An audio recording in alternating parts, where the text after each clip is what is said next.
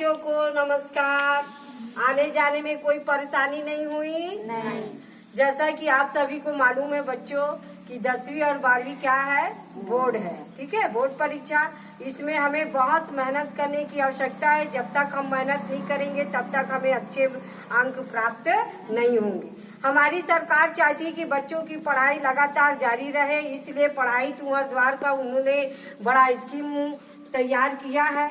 लेकिन इसमें बहुत सारी समस्याएं आ रही है। मैं पालकों से और बच्चों से पूछ चुकी हूँ, तो कई बच्चे लोगों ने कहा है कि मैडम मोबाइल में तो ढंग से समझ में नहीं आ रहा है और ढंग से आवाज भी स्पष्ट सुनाई नहीं देता है।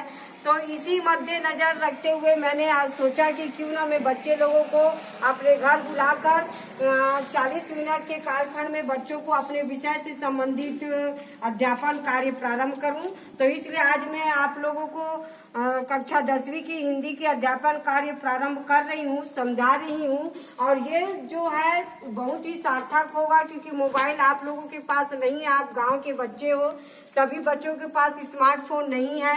इसलिए आज हम अपना अध्यापन कार्य प्रारंभ करते हैं कक्षा 10वीं से। और विषय कौन सा है? हिंदी। और इसमें सबसे पहला अध्याय है चंद्रग्रहण से लौटती बेल। ठीक है, इसके कवि कौन है? केदारनाथ अग्रवाल जी। केदारनाथ अग्रवाल जी का जन्म उत्तर प्रदेश के बांदा जिले के कमासीन गांव में सन 1911 में हुआ। पेशे से यानी धंधे से वकील रहे केदारनाथ का तात्कालीन साहित्यिक आंदोलन से गहरा क्या था? जुड़ाव रहा।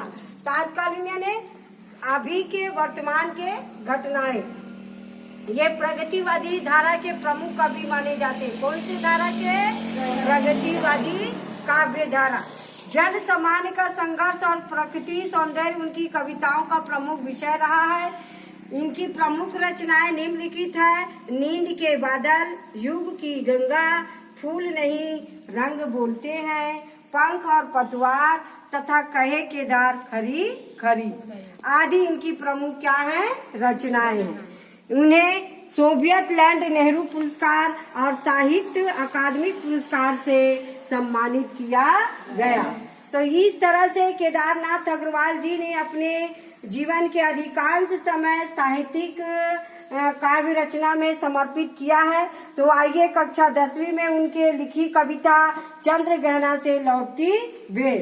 तो चंद्रग्रहण स्थान का नाम है। उस समय वो वहां से लौटते हुए उन्होंने क्या क्या सोचा, उन्होंने क्या क्या देखा, ये सारी चीजों का अपनी कविताओं में उन्होंने वर्णन किया है। तो सबसे पहली पंक्ति में पढ़ रही हूँ, सभी बच्चे ध्यान से देखेंगे और समझेंगे। देख आया चंद्रग्रहण, देखता हूँ दृश्य अब मैं, मेड़ पर इस खेत की बैठा अकेला, एक बीते के बराबर या हरा ठिंगा चना, बांधे मुरैठा शीश पर छोटे गुलाबी फूल का, सज कर खड़ा है, पास ही मिलकर हुई है, बीच में अलसी हथली, देह की पतली कमर की है लचीली, नील के फूल को सिर पर चढ़ाकर कह रही है, जो छुए यह, जो छुए यह, दू हृदय का दान उसको, और सरसों की न पूछो, हो गई सबसे सियानी।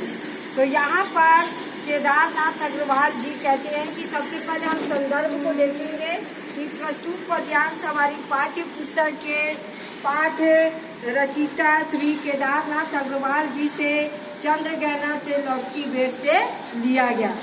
अब प्रसंग में लिखेंगे, इस पद में कवि ने चंद्रग्रहण नामक स्थान से, चंद्रग्रहण क्या है? स्थान है, से लौटते समय जो चीजें उन्होंने खेतों में देखा और अपने आसपास देखा, उसी का अपनी कविता में क्या कर रहे हैं? वर्णन कर रहे हैं। तो व्याख्या में कवि केदारनाथ अग्रवाल जी कहते हैं कि जब मैं चंद्रग्रहण से लौट रहा था, जब मैं चंद्रग्रहण से लौट रहा था तो खेत की मेड़ पर बैठकर मैंने अकेले में जो देखा, कभी अकेले थे, चंद्रग्रहण से लौट रहे थे, तो उन्होंने खेत के मेड़ पर जो देखा उसी का इस कविता में वर्णन करते हुए कहते हैं कि खेतों में चने के हरे पौधे को देखकर ऐसा लगता है, चने के पौधे सभी देखे हैं, सभी बच्चे देखे हैं। हाँ, तो उस चने के पौधे को देखकर कभी को ऐसा लगता है मानो